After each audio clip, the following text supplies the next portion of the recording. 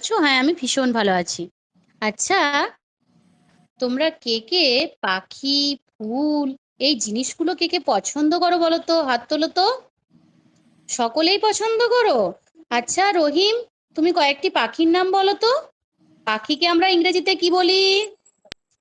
হ্যাঁ, বার্ড বলি, তাই তো? খুব ভালো বলেছো।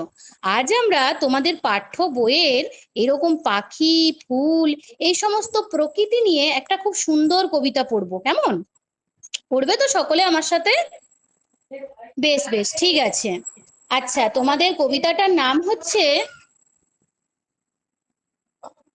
পাখির কাছে ফুলের কাছে। কার লেখা বলো তো? হ্যাঁ, ঠিক বলেছো সোহম, একেবারে ঠিক বলেছো। আল মাহমুদের লেখা, তাই তো? বানান কি বলো তো? হ্যাঁ, ভেরি গুড। চলো আগে আমরা কবিতাটা জোরে জোরে উচ্চারণ করে পড়ি, তাই তো? তারপরে আমরা এর কিন্তু অর্থ বুঝবো। ঠিক আছে। নারকোলের ওই লম্বা মাথায় হঠাৎ দেখি কাল ডাবের মতো চাঁদ উঠেছে, ঠান্ডা ও গোল গাল।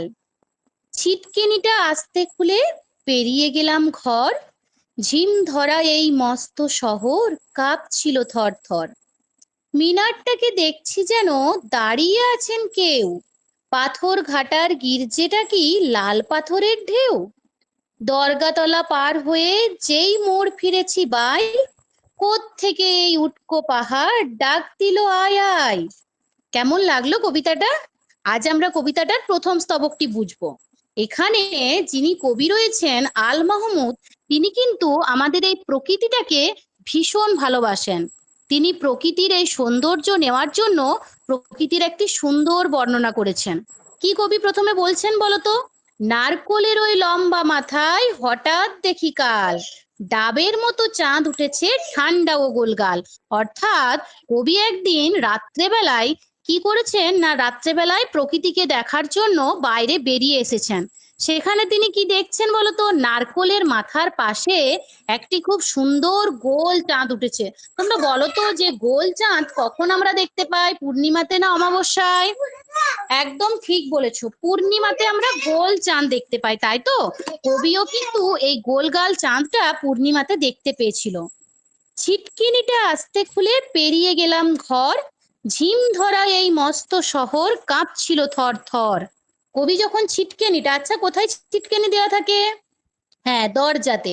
তাহলে কবি যখন দরজার ছিটকেনি খুলে ঘর থেকে বেরিয়ে গেলেন, তখন কবি কি দেখলেন? তার এই শহরটা কাঁপছে। মিনারটাকে দেখছি যেন দাঁড়িয়ে আছেন কেউ। মিনারটাকে অর্থাৎ শহরের যে মিনার রয়েছে সেটাকে তিনি দেখে ভাবছেন যে কেউ হয়তো দাঁড়িয়ে আছে, মানে কোনো মানুষ হয়তো দাঁড়িয়ে আছে। পাথরঘাটার গির্জেটা কি লাল পাথরের ঢেউ। অর্থাৎ পাথরঘাটার যে গির্জাটা রয়েছে সেই গির্জাটাকে কবির দেখে কি মনে হচ্ছে? হ্যাঁ, একদম ঠিক বলেছো, লাল পাথরের ঢেউ মনে হচ্ছে। দরগাতলা পার হয়ে যেই মোড় ফিরেছি বাই। দরগাতলা অর্থাৎ সেটাও একটা জায়গার নাম, তাই তো? সেই দরগাতলার পাশ কাটিয়ে কবি যখন যাচ্ছেন তখন কি দেখতে পাচ্ছেন?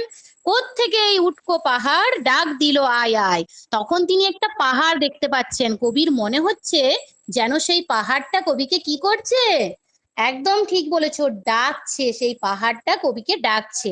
এখানে যে বর্ণনাগুলো বললাম এগুলো সবগুলোই কিন্তু প্রকৃতির বর্ণনা, তাই তো?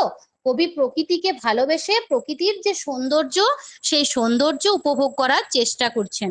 কি কি সৌন্দর্য দেখছেন? হ্যাঁ, একদম ঠিক বলেছো, নারকোলের মাথার উপরে একটা ঠান্ডা গোলগাল চাঁদ দেখতে পেয়েছেন, তাই তো? আর কি কি দেখতে পেয়েছেন বলো তো? হ্যাঁ, মিনার দেখতে পেয়েছেন, আর পাথরঘাটার গির্জা দেখতে পেয়েছেন, আর কি দেখতে পেয়েছেন একটা জায়গা? হ্যাঁ, দরগাতলা দেখতে পেয়েছেন, একদম ঠিক বলেছো। তাহলে আমি যদি তোমাদেরকে জিজ্ঞেস করি যে আল মাহমুদ কি ধরনের কবি ছিলেন? হ্যাঁ, প্রকৃতি প্রেমী কবি ছিলেন। আজ তাহলে এইটুকুনি থাক, পরের দিনে কিন্তু আমরা বাকি স্তবকটা খুব ভালো করে পড়বো, কেমন? হ্যাঁ স্যার।